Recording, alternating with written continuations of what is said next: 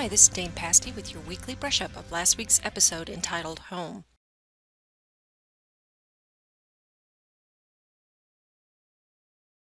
Somewhere north of the wall. I love the flashback with Ned and his siblings as kids. I got the impression that the backstory about Hodor was important and tied into the main storyline. But how? Through which of the kids is that going to happen? Is it Lyanna, Ned, Benjen, or Brandon?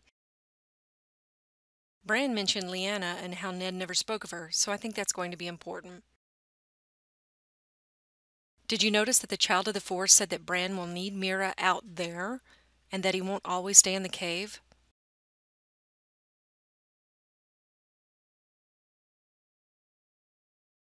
What does that mean? Are they being metaphorical or literal?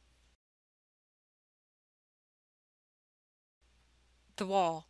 This confrontation scene was a nail-biter, wasn't it? But Dolores and the Wildlings saved the day. Just the look on the giant's face makes me wish I'd worn my brown pants to watch this episode. Not only do Jon's buddies and Davos stay alive, they take over Castle Black, and Jon's body is fortuitously unmolested. King's Landing. I'm not entirely sure what the purpose of the scene with the guy telling the lewd stories about Cersei was, except that it illustrates how protective Zombie Mountain is of Cersei. So far, beyond killing some random guy, the Zombie Mountain is just accompanying Cersei and looking menacing. But I think that's not going to last for long. Then Tommen says he, I guess meaning the High Sparrow, wouldn't let Cersei in the Sept. And then later he tells Cersei he was afraid for her own safety. Good God, Tommen, grow a pair. And Jaime may be missing a hand, but he still has a pair, and he stands up, as much as he's able to, that is, to the High Sparrow. And did you see the up-down the High Sparrow gave Jaime? Damn! Next time they clash, Jaime won't come alone. And as far as Cersei forgiving Tommen, I think she's resigned to the fact that Tommen's not going to live a whole lot longer, and so there's no real point in being angry with him. She just wants to show him love while she can. Marine.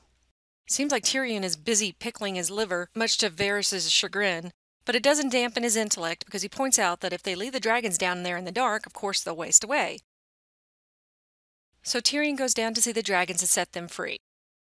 There is not enough wine in the world that could give me enough courage to go down and talk to those dragons. Holy Shiite. Now, I always thought that Tyrion would end up being one of the 3 dragon riders. However, even though he seems to have bonded with one of the dragons, that really doesn't settle it. Because Missandei said they'd never heard her, and Tyrion went to great pains to explain that they're intelligent and they can sense who their friends and enemies are, so I think the question as to whether Tyrion is one of the 3 heads of the dragon isn't settled just yet. A couple of interesting other things to note. The dragon on the right, the one that Tyrion was really talking to, seemed to be talking back to Tyrion. When he first approaches him, whenever Tyrion stops speaking, the dragon actually responds. Also, at the end of that scene, where did the dragons go? Is there a back door we don't know about? The other thing I noticed was the way Varys looked at Tyrion when he was leaving, like he'd never truly seen him before. Bravos. Another day, another split lip for poor Arya. She just looked miserable, and then that girl had to come along and beat the snot out of her again. Then Jaqen appears, or maybe it's the girl with a different face, who the hell knows, and he decides to show her mercy, but I'm not entirely sure why. Did she finally say no one convincingly enough, or was it because they hadn't managed to break her? Either way, does anyone with any common sense think that Arya isn't still fundamentally Arya? You know, the little girl who lives only to seek revenge for her family. I'm not buying this no one nonsense. Like I said before, she'll play along until she decides it's time to return to Westeros, and then she'll abandon the Faceless Men. Winterfell. Will Ramsay, Roose, and their ally, a Karstark, have a tete-a-tete about Sansa's escape and what to do about it? We find out that the Umbers, the Manderleys, and the Karstarks are behind the Boltons. On the show, we know why the Karstarks are there, but they don't make it clear why the Umbers and the Manderleys have kind of switched allegiances. A few minutes later, the only one surprised when Ramsay stabbed his father was Roose himself. And then again, no surprise with him killing Walda and the newborn. I don't even want to talk about that part, though. Suffice it to say that 7 hells isn't enough for the likes of Ramsay. Sansa finds out that Arya and her little brothers are still alive. This is a part of the reason she is able to forgive Theon, and I think the kid's status, in particular Rickon's, will be important in upcoming episodes. And do you realize when Sansa hugs Theon, it is probably the first time in years that someone has shown Theon any kindness whatsoever. So Theon is off to home in Pike, and Sansa has decided to go to Jon at Castle Black. Pike. And speaking of Theon going home, we jump over to Pike to see that his father, Balon, is still an asshole. But he gets his comeuppance at the hands of a new character, his younger brother Euron. This was a fantastic intro for the character because we know from the dialogue on the rope bridge everything we need to know about this more than a little crazy Euron and his motivations.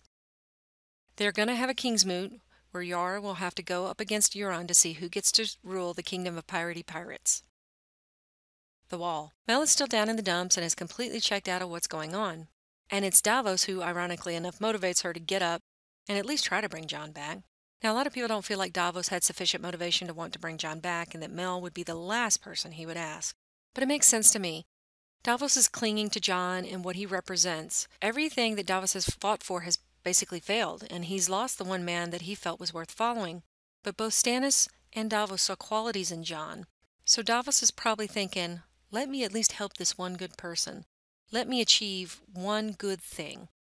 And Davos is also at a loss for someone to follow. He's a follower. That's what he does. As for asking Mel, he may not like her, but she is the only person that he knows that has that level of magic necessary to make this happen. He has faith that she can do some pretty incredible, crazy-ass things. He just doesn't give a shit about where that power comes from. So it doesn't bother me that he asked Mel and that he wants to help Jon. So they trolled us pretty good at the end, right? I kept thinking Mel's stone would light up, but it never did so, and that gave me the impression it wasn't working. And then, if the magic stone wasn't working, what was going to bring him back? Some deeper, stronger magic? I think the final thing that actually did it was her saying please. Like Thoros told her several seasons ago, he laid his hands on Beric, and he prayed with utmost humility, saying, I know I don't deserve this, but please for his sake let him live. And her saying please was the same. She humbled herself. She was begging, please. Still, she looked defeated at the end, and I actually thought they might leave him dead. Then I saw Ghost sit up and look at Jon, and I knew he was back. But they had me for a minute or two thinking he was well and truly dead. Him gasping for air in shock and surprise is one of the best episode endings in the history of TV as far as I'm concerned. If the showrunners were standing in front of me at that moment, I would have slapped them for making me feel such suspense, and then I would have kissed them for giving me that resolution. Overall, this is one of the best episodes of the entire show. In my opinion, it's in the top 5 with Hardhome, Mother's Mercy, Blackwater, and Kissed by Fire. Next week we have an episode called Oathbreaker, and I have joy, joy, joy deep in my heart and anticipation. See you then.